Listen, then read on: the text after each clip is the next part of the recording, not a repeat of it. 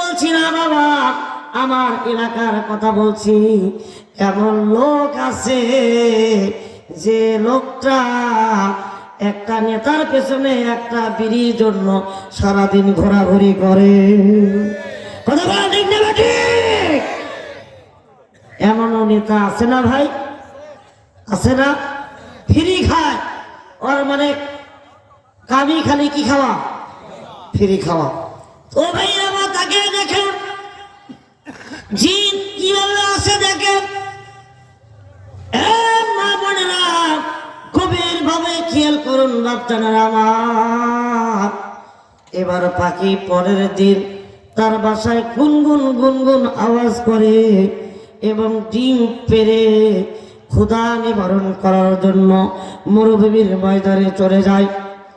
মরুভূমির ময়দানে যখন পাখি ডিম পেড়ে চলে গেছে, এই যুবকটি, এই লম্পট যে ব্যক্তি ফিরি ফিরি ডিম খায়, আবার গাছের গোড়ায় চলে আসছে বাবা।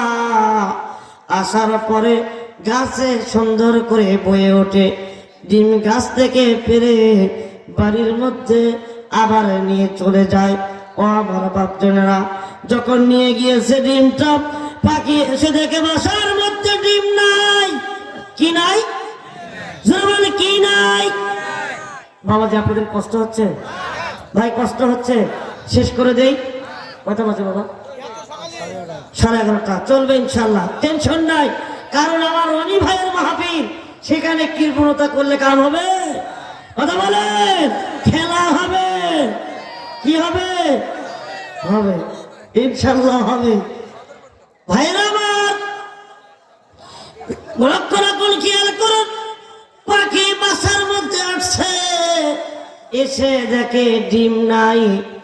বলেন তো ভাইজান, ওই পাখি ডিম যখন নাই দেখছে, তার মন খুশি না বেজার?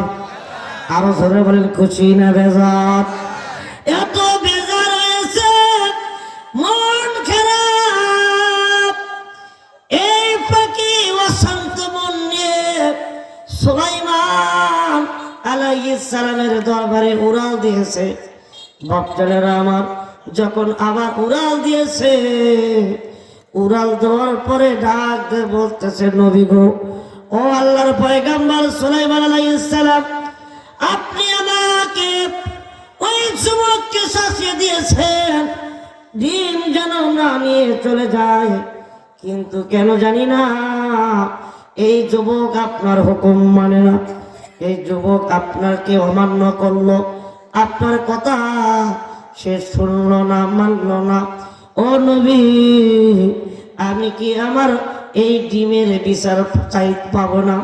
আমি কি আমার ন্যায্য বিচার পাবো না? সুলাইমান আলাইহিস সালাম এই কথা শুনে আশ্চর্য হয়ে গেছে। আরে কি ব্যাপার, আমি তো যুবককে ডাক দিয়েছিলাম, ডাক দিয়ে সুন্দর করে আমি শাসিয়ে দিয়েছি, যুবককে আমি সুন্দর করে বলে দিয়েছি ওই আমার কাছে ওয়াদা করেছে আর কখনো ডিম নিয়ে যাবে না। ভাই ওয়াদা কি করেছে, করে নাই? যদি বলে করেছে কি করে নাই? ওয়াদা করার পরেও যে ব্যক্তি ওয়াদা রক্ষা করে না, তাকে কি বলা হয় ভাইরা? মুনাফিক। জোরে বলে কি বলা হয়? মুনাফিক। এ মুসলমান, এই মুনাফিকি করার কারণে আল্লাহর নবী সুলাইমান আলাইহিস সালাম আর তিনি বিলম্ব করলেন না, আর এক মুহূর্ত দেরি করলেন না। এবার রাগ করে, রাগে লাল হয়ে মুখটা মলিন করে এবার জিনকে ডাক দেওয়া হলো। জোরে বলেন কাকে? আওয়াজ দিয়ে বলেন কাকে? জিনকে ডাক দেওয়া হলো।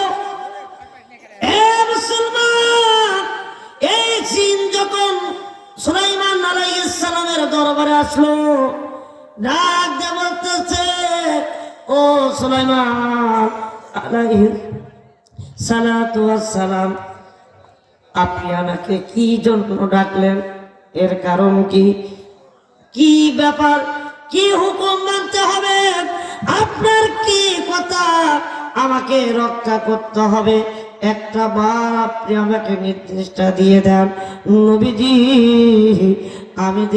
আমি আপনি যা নির্দেশ দিবেন আমার শরীরে শক্তি থাকা মাত্র আমি আপনার হুকুম অমান্য করব না। জোরে করুন আল্লাহু আকবার, লিল্লাহি তাকবীর। তাই যে বলছেন, কত সুন্দর করে বলছেন, দয়াল মুর্শিদে যার সাকাত তার কিসের ভাবনা, ঠিক কিনা? দয়াল মুর্শিদে যার সাকাত তার কিসের ভাবনা, হৃদয় মাঝে কাবা নয়নে মদিনা, ঠিক কিনা? দরকার হৃদয় মাঝে কাবা নয়নে মদিনা। দেরে দে পাল ছেড়ে দে, দেরে দে পাল ছেড়ে দে, মাঝি হেলা করিস না, হৃদয় মাঝে কাবা নয়নে মদিনা, হৃদয় মাঝে কাবা। আরে ভাই বলেন না, হৃদয় মাঝে কাবা নয়নে মদিনা। ও মুসলমান ভাইরা, একটু সামনের দিকে তাকিয়ে যাই, রাত অনেক গভীর হয়ে যাচ্ছে। বন্ধুগণ আমার, একটু লক্ষ্য রাখুন, এই জিনকে ডাকতে বলা হলো, এই জিন আজকে থেকে তোমাকে নির্দেশ দেওয়া হলো, তুমি তাকে দেখো, একটা ছোট্ট একটা পাখি দেখা যায়। জিন বলছে হ্যাঁ দেখা যায়।